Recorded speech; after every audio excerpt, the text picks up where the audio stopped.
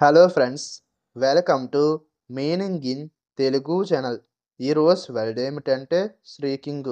దీని తెలుగులో అరుస్తూ ఉంది, గట్టిగా కేక వేస్తూ ఉంది, గట్టిగా చిట్కరిస్తూ ఉంది అని అంటాం.